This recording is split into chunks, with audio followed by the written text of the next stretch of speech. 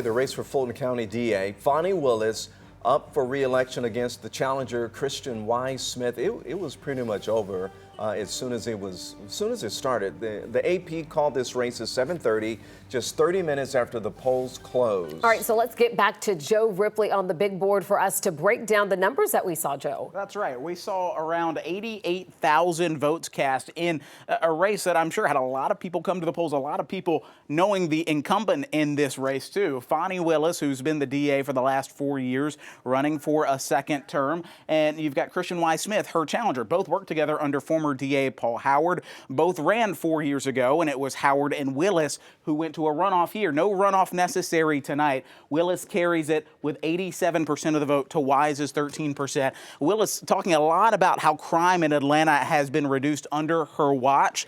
And so she focused a lot on that. Of course, she's got two high-profile cases, the YSL RICO trial under her care, as well as Georgia's 2020 election interference case. We'll have to see how those play out in the coming days. Back to you. Joe, thank you. And a very jubilant District Attorney Fani Willis holding a watch party for those results tonight in Buckhead. That's right. Let's get straight out to Grace King with a reaction from Willis and her Republican challenger come November.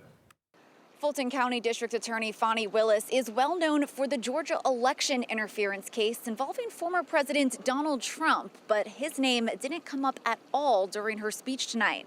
Instead, she focused on her efforts to reduce violent crime in Fulton County and the personal attacks she's faced at home and at work. She says those won't stop her from making sure no one is above or below the law. See, this is what they don't understand. They can attack us, they can beat us down, but they will not succeed. See, they don't know the fire that I come from.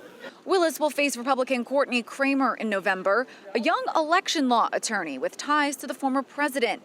Kramer tells me she won't be involved with his prosecution if she's elected. I would recuse myself. I have to recuse myself because I was involved with President Trump. I was an intern in the White House, and then I was also an attorney for a couple of the defendants and a litigation consultant during the 2020 election. And both candidates told me the real work starts now as they look ahead to November.